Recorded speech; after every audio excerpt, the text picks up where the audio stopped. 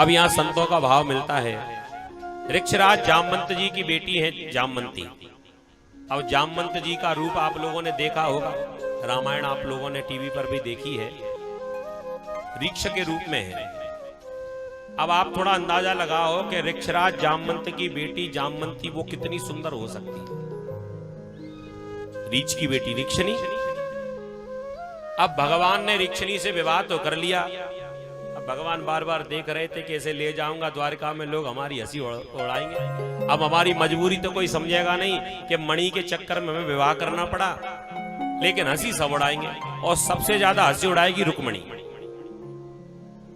क्या करना चाहिए? सो भगवान ने एक लीला की, जामवंती को बुलाया, इधर आओ। आ गई।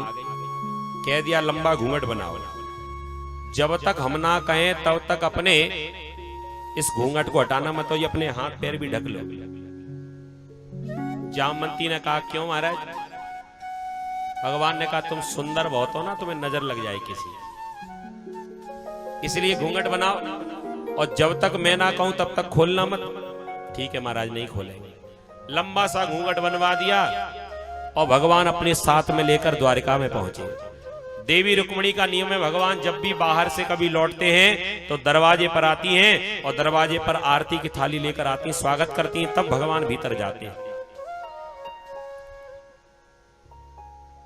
दौड़कर रुक्मिणी जब दरवाजे पर स्वागत करने के लिए आई, लेकिन क्या देखती हैं, आज तो ये अपने साथ में एक स्त्री को लेकर आई है। है कौन? आरती उतार रही थी, लेकिन बगल में एक स्त्री को देखा, भगवान से पूछा कि कौन है ये? भगवान ने भी इशारा कर दिया, जो तुम हो वो ये है। क्या मतलब? कह दिया तुम रानी हो सो ये रानी है, तुम बड़ी तो ये छोटी। अरे महाराज, इसका मतलब आपने विवाह कर लिया? कह दिया हाँ। रुक्मिणी कहने लगी महाराज, विवाह करने की आपको क्या पड़ी थी? मेरी सेवा में कोई कमी थी क्या? दूसरी बात, तुम जंगल में मणि ढूंढने गए थे कि इनको ढूंढने गए थे? भगवान बड़े कौतुकी, भगवान कहने लगे क्या बताऊं, गया तो था मणि ढूंढने के लिए, लेकिन मणि से भी सुंदर हमको ये मिल गई, सो हमसे रहा नहीं गया, सो हमें इसको लाना ही पड़ा। बहुत सुंदर है। रुक्मिणी कहने लगी ऐसी कितनी सुंदर है, जरा इनसे कहो जरा घूंघट हटाए, हम भी तो देखें। कह दिया ना, घूंघट किसी को नहीं, किसी के सामने नहीं उठाएगी, ये केवल हमारे सामने घूंघट हटाती है, किसी और के सामने नहीं। क्यों? कह दिया सुंदर बहुत है ना, किसी ने और ने देखा तो नजर लग जाएगी, नजर कौन उतारेगा? रुक्मिणी को तो बड़ा बुरा लगा, इतनी सुंदर है, देखते ही नजर लग जाएगी। कह दिया हाँ। अब की बार भगवान को एक कोने में ले जाके पूछा कान में, प्रभु सच बताओ, हमसे भी ज्यादा सुंदर है क्या?